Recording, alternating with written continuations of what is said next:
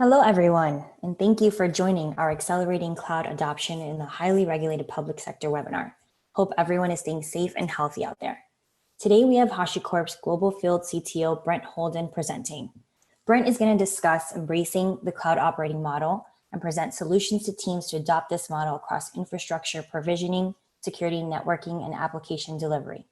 I'd like to note that the webinar is being recorded, and the recording will be made available after post-processing.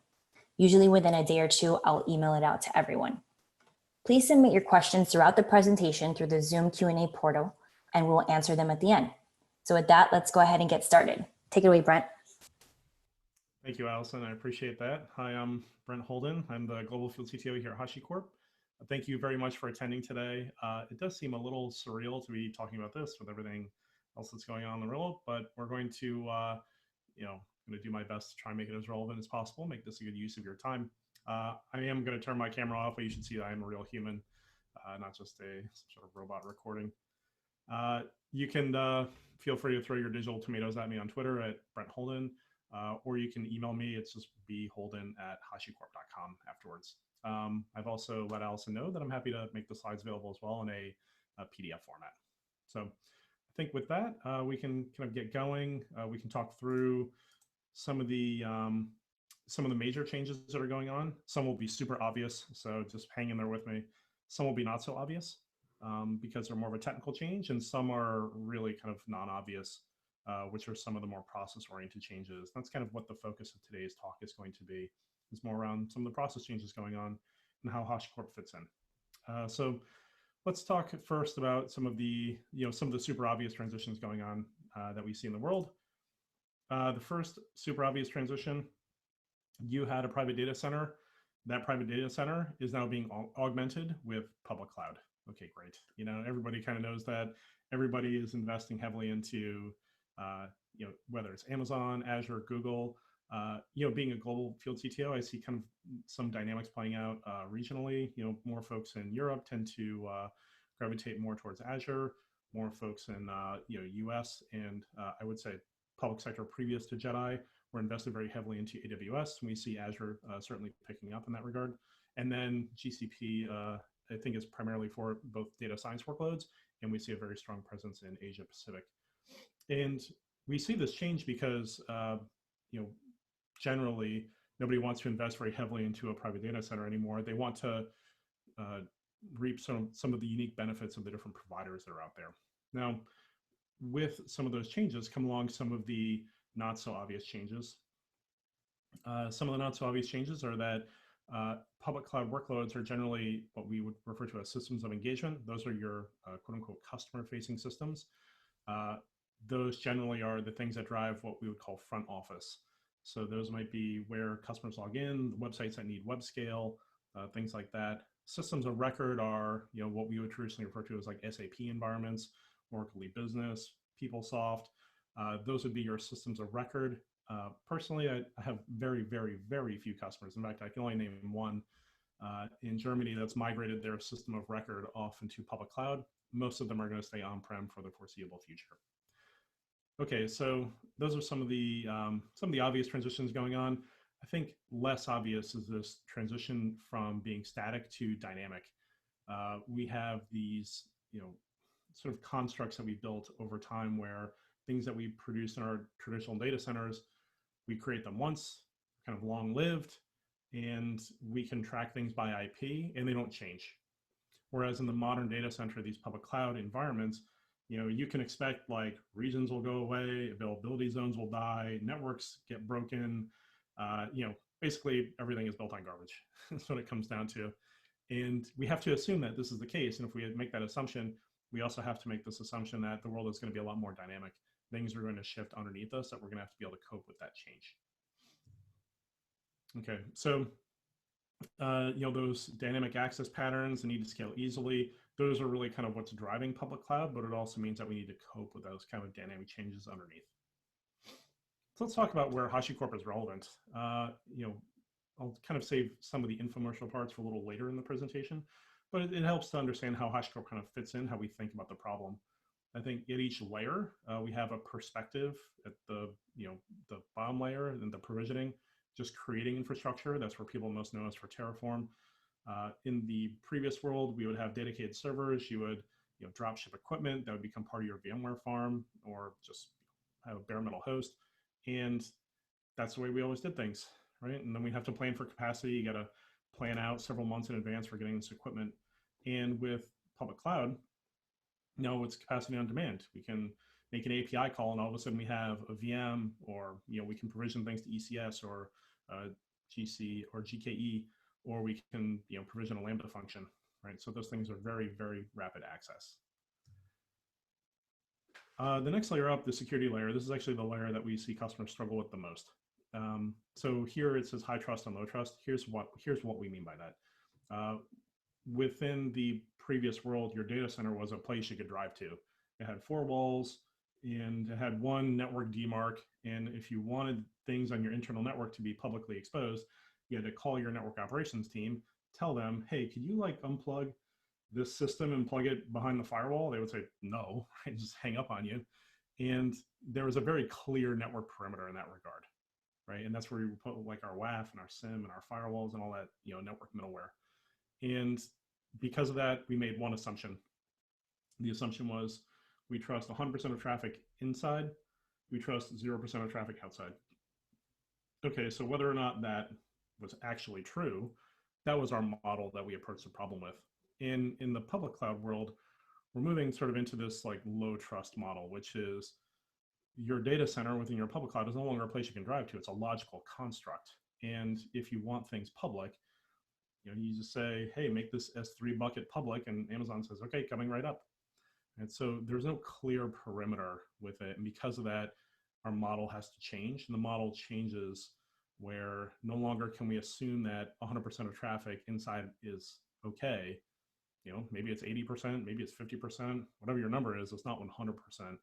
That's driving a totally different approach to security, right? So that defense in depth, zero trust networking, that's all rooted in that concept. Sort of going along with that, why HashiCorp invested heavily into both service discovery and service mesh at the connect layer is this change that we see that, as customers are adopting different platforms based on containers or serverless technologies, there's no longer the concept that you're going to have this consistent host associated with your service. You have to think about the service independently, and you have to have an identity associated with that service, because the IPs are going to change, and we just have to assume that's going to be our new reality. Now, part of that is that kind of breaks the way that we used to track things in our data center, and so having a tie-in between the connect layer and our security layer is going to become more important.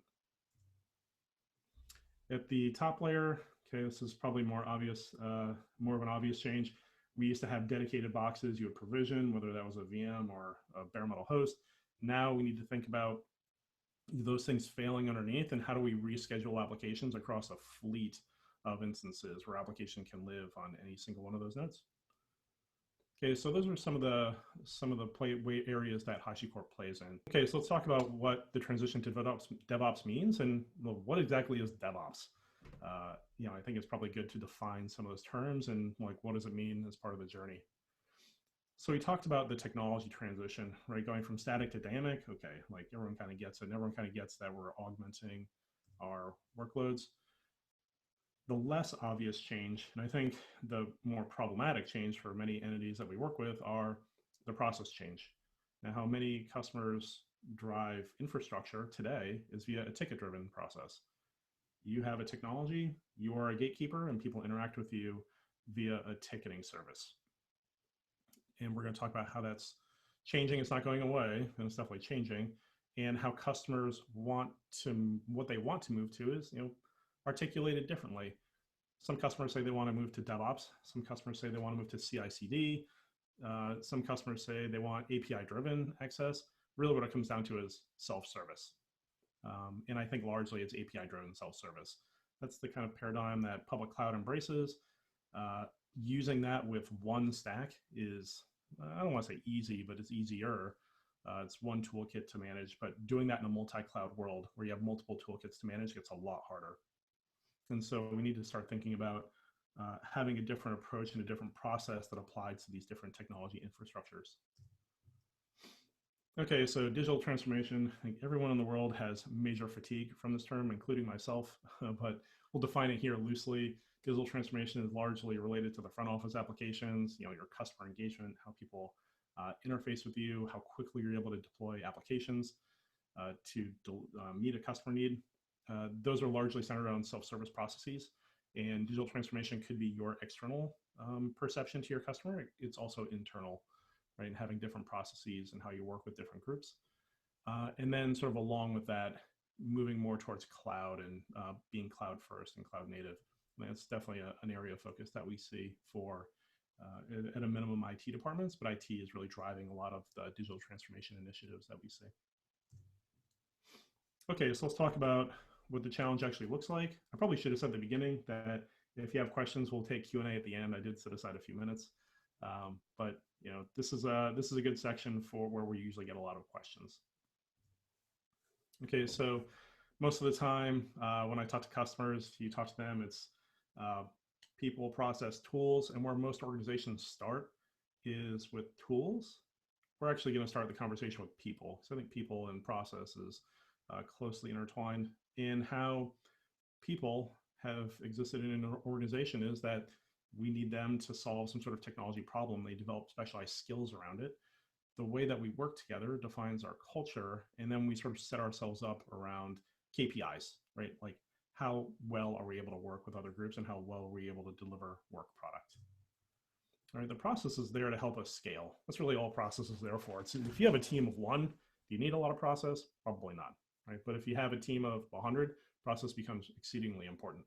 And so really process is designed to help deliver those KPIs, make people more efficient, enable cross-team collaboration.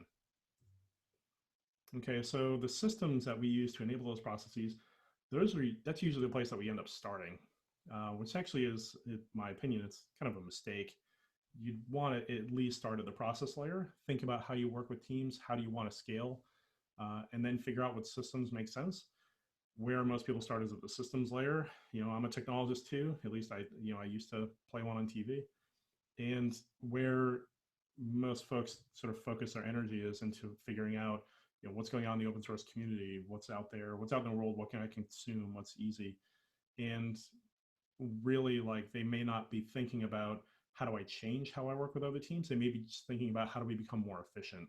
And really, the move towards DevOps is really not just about becoming more efficient, automating more things, but it's also about changing the way that we work together. So I'll take another moment to sort of elaborate on that. The reason why is, also not super obvious. I mean, this may be something that people joke about, hiring the unicorn. It's just not realistic. Many customers tried to focus on hiring that one human who had development experience, and they knew how to deploy apps, and they could apply security, and they knew how the networking layers work together.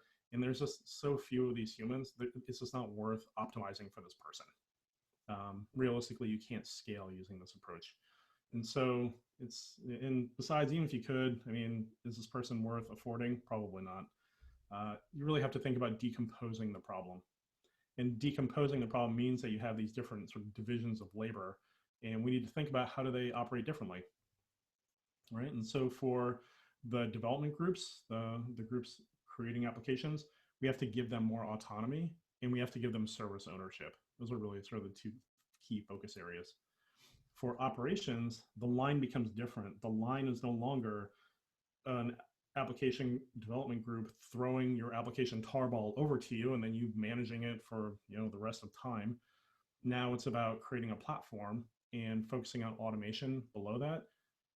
Many folks are starting to stride into what we call like new SRE roles, or site reliability engineering. Those are the folks responsible for more developer enablement. How do they consume the platform?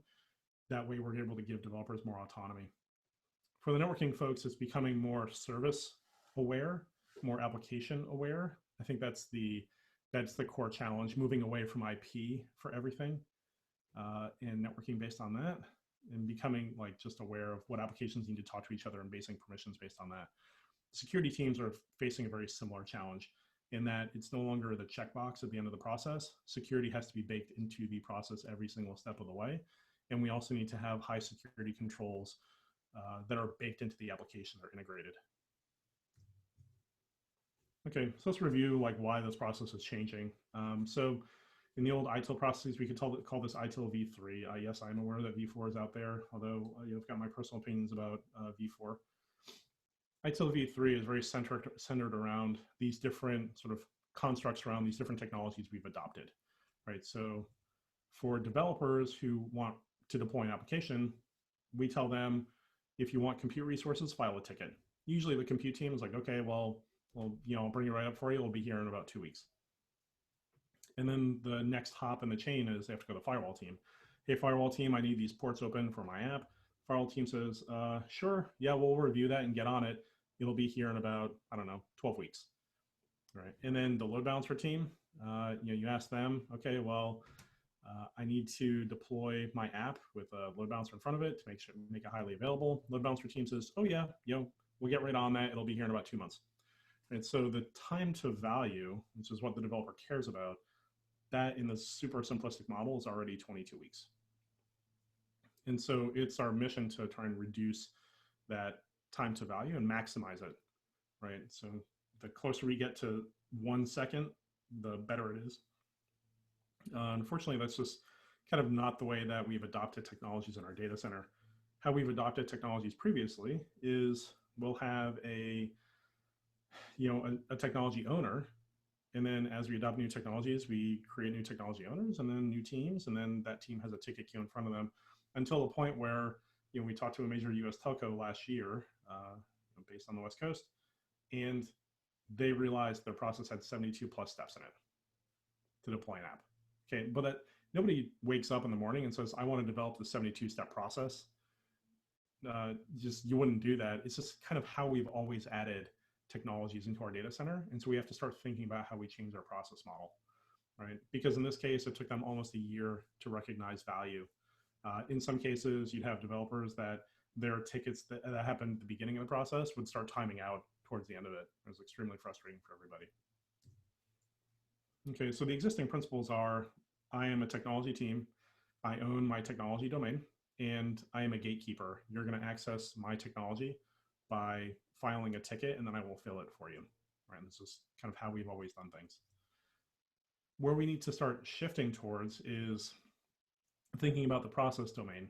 Instead of thinking about the compute team, thinking about the provisioning process. What does it take for a developer to provision their application, and looking at that entire spectrum of technology integrations and then optimizing that.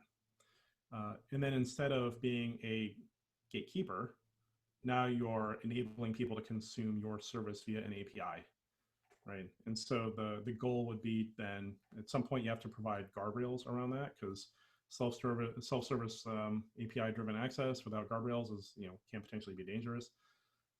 But that is the goal, is to provide those sorts of access patterns with guardrails internally.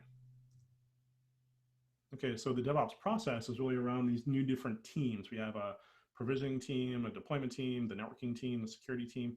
They're all fronted by an API, and when developers need resources, they make an API call that allows a bunch of things to happen on the back end depending on the technology integrations, whether it's on-prem or in public cloud or across clouds. Same thing happens with the security team. You need a certificate, you create an API request, and you're able to get one that way. Same thing with deploying an app. You want to deploy your app across a fleet of instances, you make an API call and it'll handle that for you. And so effectively, we need these new systems to underpin these new processes. That's where HashiCorp comes in. And that's why we're right in the middle of this conversation of when customers move. We're really, kind of the portfolio is really centered around infrastructure automation, but really it's around creating systems that underpin these new processes. It's really kind of the trick of the company. And so what that means is that we have this new process model around enabling self-service and being workflow oriented, right? The tools themselves are designed to be API driven. Yes, like that's our new method of cross-team coordination. That's the new way we enforce contracts between teams. But really it's around, the whole organization is driven by people. And so people have to become more automation oriented. They have to promote autonomy. And with that, they're going to have a changing skill set. Okay, so this is part of where we separate out how HashiCorp is relevant versus some of the buzzwords that are out there. I think okay, so I kind of mentioned the stack and how we like walk up the different layers of the stack. This is what our stack looks like. At the bottom layer, the provisioning layer, we have Terraform, Vault, Console, and Nomad. Nomad is designed to be this sort of cross cross-domain scheduling utility. Let's kind of work our way up. Now with Terraform, it's around creating a single control plane for provisioning. And so we have the concept of providers. That's what allows us to provide this single API control plane where when you want things executed or done, you interact with that single control plane. And as an operator, you're really managing what's the workflow look like? Are you providing a catalog item with ServiceNow? Are you providing some sort of module that can consume different resources in your platform? Or are you just providing just a simple landing zone where people just get an open space on Amazon and go hog wild, but here's like some provisioning guardrails around that. We take the same approach with Vault. Vault is really designed to be an API-centric security tool. Now, I think really Vault is more of like a cloud authorization broker. Here's what I mean by that. If you have a database and you have an application instance and Vault needs to access your database, well, what your application instance is going to do is provide some sort of credentials and say, hey, I've got these AWS IAM credentials. I need access to this database. Help broker that conversation. If the policy is there, Vault will then broker new credentials for you. It will either give you static credentials to your database, or it'll reach into your database and create those dynamically for you. And so I think that's probably the most common method of using Vault, which we call secrets management. Although increasingly what we see is encryption as a service being utilized. So things like providing like AES 256 or 512 within an application can be challenging. Chances are your developers are going out to Stack Overflow. They're pulling out whatever sort of code profile fits AES 256 and putting that into their application to sort of guarantee that they're meeting the security encryption. It's almost guaranteed that's what you don't want. Vault allows a single tool to maintain your secrecy and your encryption compliance. So it's got a couple of different use cases with there. Like I said, most people start with secrets management. Some of our larger customers like Adobe, they ended up with encryption as a service, and that's just how data is encrypted as a standard within the company. Our console, I think this is where we see the most kind of uptick as a new technology, just because service mesh is kind of a new thing, new construct to the industry, where most customers have started using console is really having it as a single plane, a single control plane for service discovery. So if you're a service that comes up, whether or not you're using Docker or Nomad or Kubernetes, or maybe you're an instance on AWS, your instance can register to console, and as part of the phone book that gets a DNS name. And then using that, you can discover other applications that are also registered to console. Now we can extend that into a service mesh concept by, I guess, applying different policies to proxies that we integrate with, like Envoy or HA proxy or F5. And what that means is that now when we have applications that sit on top of Nomad or Kubernetes and they're using Envoy, and all of a sudden they have this strong identity that we can use to support heterogeneous connectivity. So you could have a Nomad cluster on-prem, you could have a Kubernetes cluster on Amazon, and those applications are not only able to talk to each other, but we're able to enforce application permissions via console, so that my app on-prem may not be able to talk to the app I have sitting on Kubernetes on Amazon. And sort of with that, we see demand to have this sort of orchestration engine. Nomad was actually built with sort of the premises of Google Borg in mind. And so it's really great for things like batch jobs, executing functions on individual machines. Nomad is being extended so that it will fully support the Kubernetes ecosystem, things like the container networking format, the container storage integrations. So CNI and CSI are really important to the future of Nomad and the way that we integrate with the different ecosystems apply. Okay, so let's go back to sort of, now we have the, what we're looking for from the new process model. We understand that, there are tools involved that are going to change. let's spend some time talking about what do the people changes look like. Okay, so a lot of executives I've spoken to in the past, they will issue the big mandate, we're going to adopt cloud and DevOps. Right? It's usually with like fist in the air. And most of the time, that big bang approach does not work. And we saw this with, great example would be with Capital One. Their CEO was on stage with Andy Jassy at AWS reInvent, probably like 5 years ago now. And the problem is with this statement is that kind of ignores some of the reality. And the reality is that most people are not, they're not necessarily looking for a new process model. They're spending the vast majority of their time making sure that nothing breaks and providing business continuity, right? And so those goals are usually diametrically opposed. Like, okay, we want you to change your process model, but don't make sure nothing breaks, right? It's really not that helpful. And so that in that example of Capital One, what happened was, their CEO made this statement on stage with Andy Jassy. And after 2 years, I can give you a hint at how much had changed internally. It was approaching zero. And the reason why was because most folks within the team, it's not like they're lazy or incompetent. It's none of that, right? They're a super talented team. It's because they were spending 89% of their time just processing business as usual, right? And so usually it's like the teams, like they have this existing process and they're just so busy doing it that they don't even have time to look at a better solution. That's what it comes down to. Okay, so here's how we've seen success in some of our other customers. And this would go for, I think, DoD as well. Where we see success is that there is the ITIL org. And if you were to put it in the context of a tree, the ITIL organization is a sequoia. It's just this enormous entity. It's got a million rings on it. And right in the middle somewhere is like mainframe and UDB and all those other kind of technologies that people don't necessarily like working with. And kind of the outer rings are, newer technologies. And what we see is that the ITIL org is not going to go away. It's a tree, you're not going to chop it down. And if you did, it would cause a lot of havoc internally. What we see are people placing new seeds for the DevOps organization. And those are usually newer practitioners, just people focused on a newer process model. Not necessarily focused on even different technologies. It's focused on a different process model and then owning the tools that enable that new process model.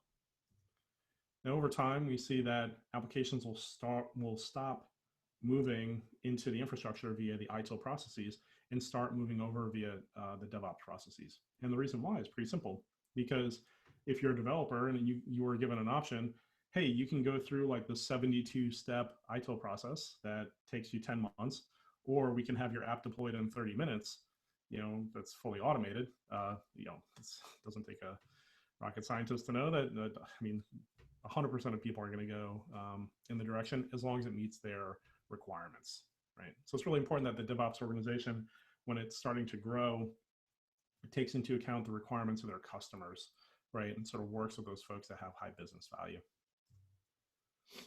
Okay, so one of those examples, I'm not going to sort of belabor it here because there's a really great video from Tyler Haley. He presented at HashiCorp last November, or let me think, October maybe. Last year, all the months kind of bleed into one at this point. He gave a really great talk about how the Department of Defense was utilizing primarily Terraform and Vault to provision applications, but he also did make reference to them using Consul and Nomad as well to deploy applications. Largely it was because, yes, automation is great, but they really just wanted to start changing some of the process model associated with it. And they also wanted to make it so that they had a common skill set for approaching multi-cloud. Multi-cloud was a huge challenge for DoD. They have investments into Amazon, looking at things like Azure now. I think this is easily, it's just a big problem because they have so many technologies within DoD. They probably one of everything. And so I think Tyler would describe. So he had a really compelling talk on how they adopted the shared services platform. I would encourage you all to watch the video. So excellent use of 40 minutes. The other study I have here was going to talk about FAA, but the other video did an excellent job of doing that, way more than I can do here. So instead, I'll simply mention Marcus. For those of you who are familiar with with the Apple credit card. Marcus was the financial entity behind that. And Marcus also, the technologists at Goldman Sachs is a highly regulated, if not one of the most heavily regulated entities in the private sector. And the challenge was not that they didn't have talented technologists. I mean, Goldman Sachs is some of the best technologists in the world. They're absolutely world-class. I think what they needed to change was not their technology skill set, it was their process, right? Because it used to take developers there between 3 and 6 months to get resources. And so they wanted to change that. So it took them like something on the order of minutes to get those same resources. So it's really those new processes now are being incorporated into how Marcus delivers resources. Okay, so in both of those entities, I think there's a couple of things that sort of showed up as, and they always show up consistently with any sort of initiative. And the first success pattern is that there is some form of executive sponsorship. It's really hard. It's like making tool changes is one thing. Making process changes, how you're interacting with different groups, that's a different type of problem that is more people-oriented, not as tools-oriented. And because of that, you need to have executive buy-in. If you don't have it, you're only going to go so far, and then like just things will stop, right? Because change is hard. Change is really hard for some people. You also need to have a clear alignment with some sort of business outcome. Now, whether that's the amount of people you serve internally, whether that's sort of like how you are affecting your mission, or if you're a business, like what your revenue output is, you have to have clear business alignment. Because if you don't have those business alignment objectives, you end up sort of like with this, the most over-constrained and under-constrained platforms that humanity has known. It's a platform that solves all problems except for the ones that are relevant to your business, right? You see that quite frequently for folks who don't have a clear business alignment. So make sure that's in your plans. And I'd also say staffing with modern practitioners is also very important, right? So having existing ITIL folks creating your new process, chances are your new process, if you're using the folks who developed your old process, your new one's going to look almost the same as the old one.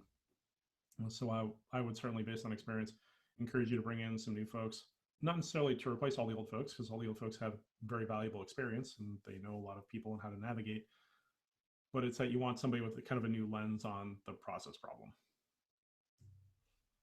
Okay, so here's some conclusions, and then we can go ahead and take some questions. We should have, I don't know, about 15 minutes left or so. It's a healthy amount of time. So here's some conclusions. Digital transformation, the phrase I loathe, it has multi-layer impact, right? So it's going to impact people, process, tools. Think about it in that order, not from tools, process, people, right? You'll definitely get more buy-in when you think about people first. And what that means is that to think about people first, you have to think about investing in people. And then maybe that's retraining, them learning new automation. Maybe that's hiring in new folks from the outside and partnering with your human resources groups to look at like defining the type of talent you want to bring in. And you also have to find those people who are ready for change. They see the process problems. They see like the time it takes and the frustration that kind of builds up. And there's always a coalition of the willing. Likewise, there is always a coalition of the change resistant staff. There's just some people that do not want to change. And I think this is especially true for public sector. And so identifying those folks who are change resistant, they should be aware that it's not like their jobs are not going to go away. ITIL is not going to go away, certainly not ITIL v3.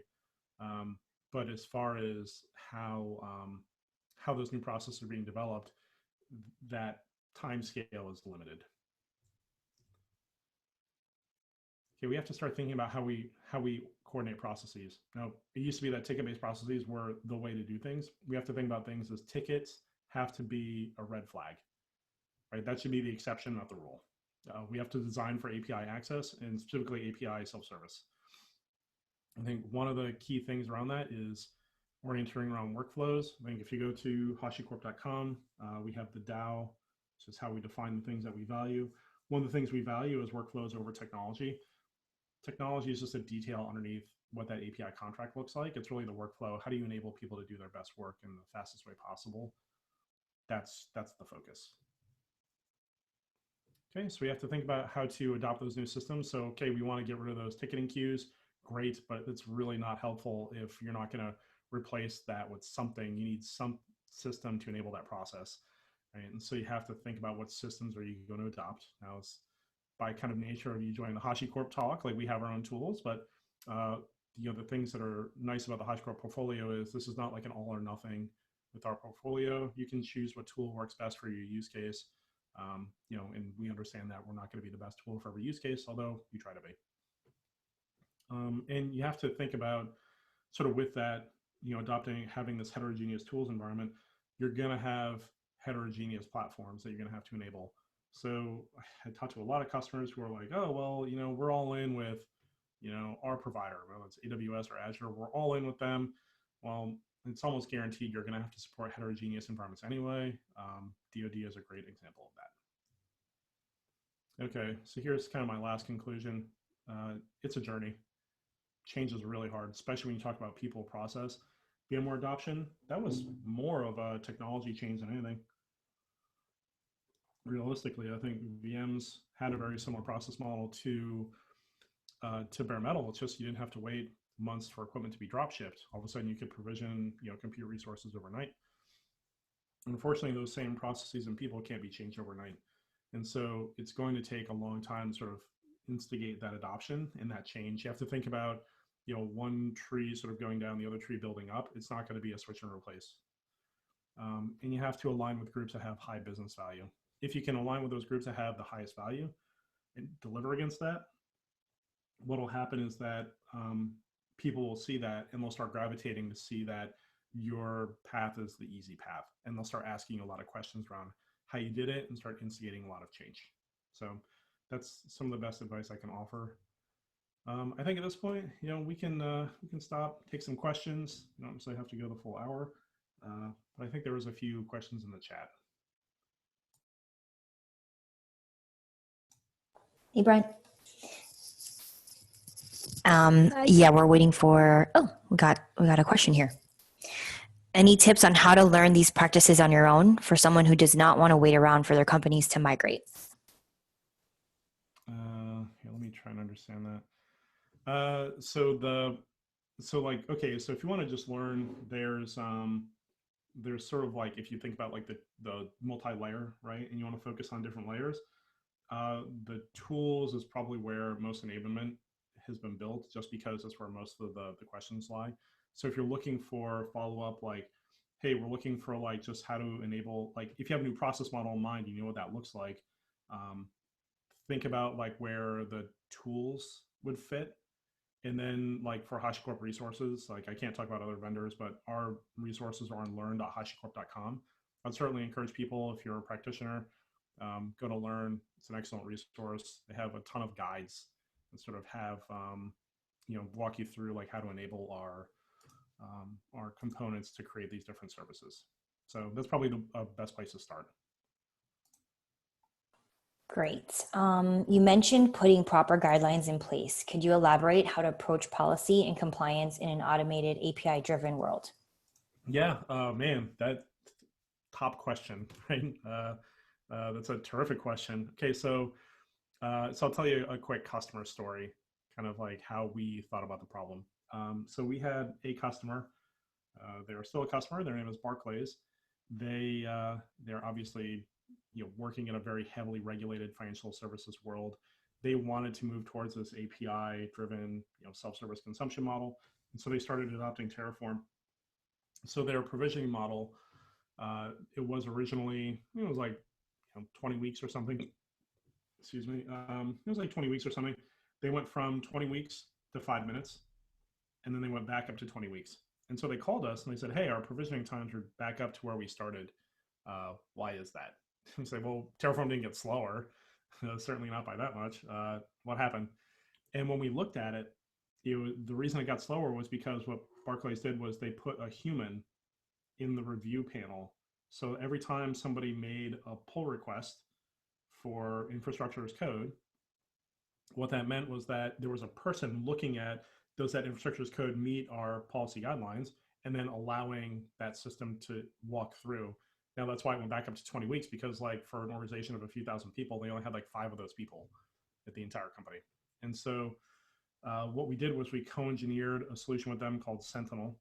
Sentinel is our policy as code utility, and that's baked into all the tools to various levels of maturity, to be honest. And Terraform is the one that's gotten sort of the most investment. So what that tool will do is when you submit this request for infrastructure as code to Terraform Enterprise, Sentinel will look at it and say, okay, well, before it applies, before I actually do anything, I'm going to look and make sure that it conforms to some policy that I have in code. Now, the policy can be, just stuff that you write. Maybe you're checking against like a certain machine type. You want to prevent your developers from spinning up like, R5A, 8x large instances, right? Like something kind of like stupid that's expensive. You want to prevent them from doing that, right? And so you have Terraform kind of in the mix, like preventing them from spinning up really expensive things. Maybe it's preventing things from like just going public where it shouldn't be, or opening up different resources where they shouldn't. Those policies can also be applied in the form of like, can you check to make sure that something adheres to like PCI, for example. So you're not provisioning a PCI tagged resource in like a non-PCI environment. And that could also extend to cost, right? So we've also created policies around cost, so that way when you're provisioning, Sentinel will go in and say, okay, well, I see this environment, and now that I have my logical sort of state within Terraform that I know what it's going to build, I'm going to calculate how much this is going to cost for you, and does that meet your cost envelope? So cost is one policy. Regulatory requirement is another policy, and custom policy is another thing that we can implement with it. So I hope that answers your question. Cool. And we have a few more in the Q&A and chat as well. So is there any difference between AWS CLI and Terraform? I'm sorry, what was that? You cut out for just a second. Sure. Is there any difference between AWS CLI and Terraform? Yeah. Sure. So the AWS CLI is obviously limited in scope to AWS. Generally, the AWS CLI is used for creating pretty simple resources, like maybe creating like simple S3 buckets, or it's used for really simple administrative tasks. With Terraform, it's really designed as a tool where you can create an environment that may expand in scope beyond the one provider, and it's also designed to create really complex things. And so what I mean by that is that, via like tools like the AWS CLI and the CDK, as well as CloudFormation, they provide a pretty valuable toolkit for Amazon. Now, if all your resources live on only Amazon, you'll probably take that opinion of, hey, like, why don't I just use this one tool that only works on Amazon, because that's all I need. What we found is that most customers eventually need to expand out to adhere to more use cases beyond that. Whether that's on-prem, they're looking to change their process model, or whether that's another public provider like an Azure or Google. And so the difference between the two is AWS, the CLI tool for AWS is not really like it's not really a language per se. The language component for AWS would be more found in like CloudFormation or the CDK, their cloud development kit. Where Terraform differs is that Terraform has something like 200 providers, of which AWS is one. Where if you're creating applications like, how do you want to best deploy Java? Maybe like part of the application is, interfacing with like your system of record on-prem. So creating a database user on-prem. Maybe part of that is applying IAM policy. Maybe part of that is applying instances. Maybe part of that is deploying containers on top of ECS. Maybe part of that is deploying Datadog, right? It's like a logging and infrastructure telemetry tool. So I guess the idea is like you might have applications that span multiple different types of providers. I think that's a key difference between Terraform and what you'd find within a native toolkit. Great. Do you have any information about Terraform import function enhancement? From my experience with Terraform, this is limiting a lot of speed of controlling existing cloud infrastructures with Terraform. I mean, I think we'll see a lot of improvements like between 0.13 and 0.14. That is sort of a key area of focus. We recognize that there's a lot of customers that have existing cloud estate that they want to pull under management with Terraform. Traditionally, I would say that, there are things you can do. It's not what I would call easy. I'll just say just we're aware that it's an area of focus and it's an area that needs improvement. Just hang in there with us because it is getting major improvement and love between 0.13 and 14. Cool. What are your recommendations on testing TF scripts? Yeah, so this is kind of in line. We do have an RFC internally for an improved testing framework for Terraform. So that way you don't have to maintain tools like TerraTest, for example. Some customers have invested in tools like TerraGrunt that do that. That's something that is sort of on our roadmap for Terraform Enterprise. I am not at liberty to share when it's coming, but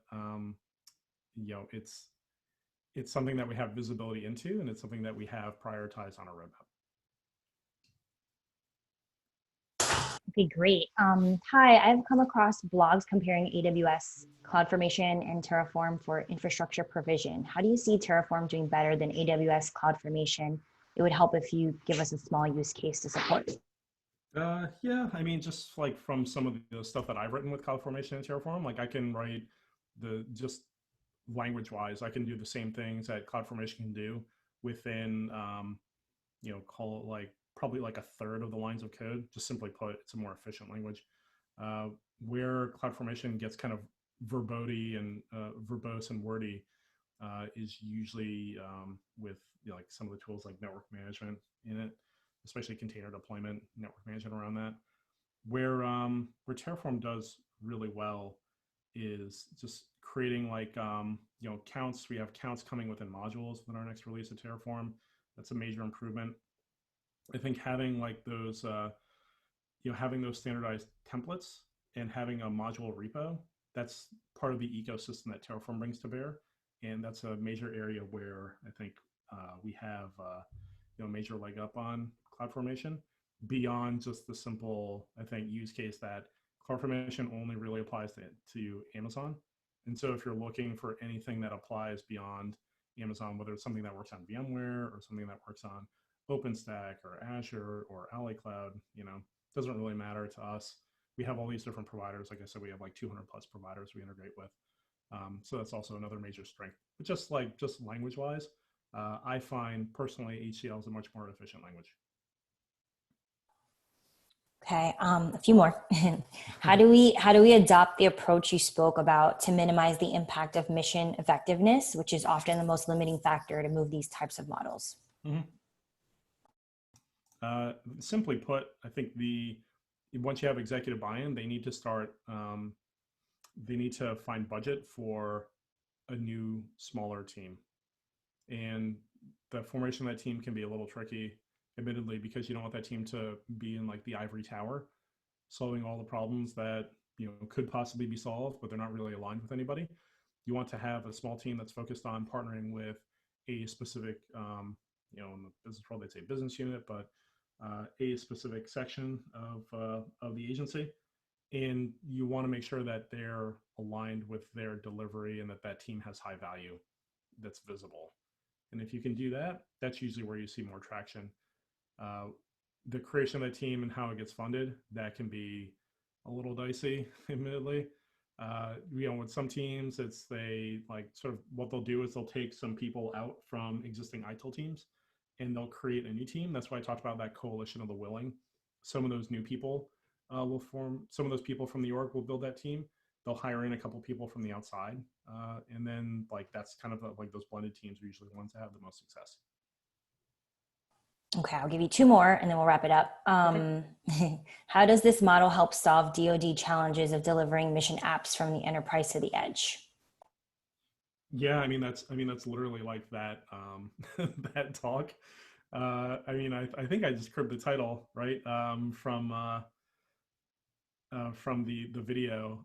I'm not going to do justice for everything that Tyler talked about in that video in the next call it 30 seconds. I'll say simply put, the provisioning applications, what they were able to do was with Terraform create underlying environments that then Nomad would then sit on.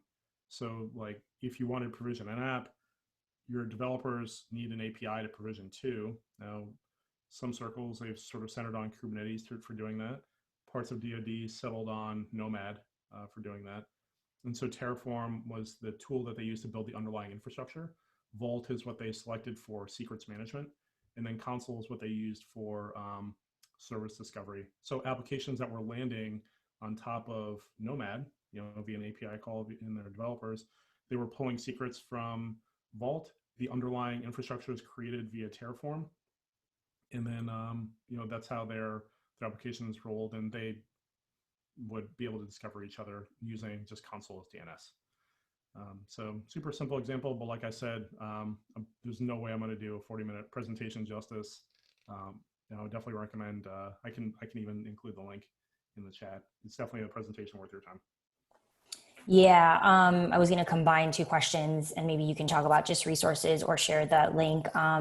The DoD use case is available in video form. Where is that? And then what is the best way to start learning Terraform?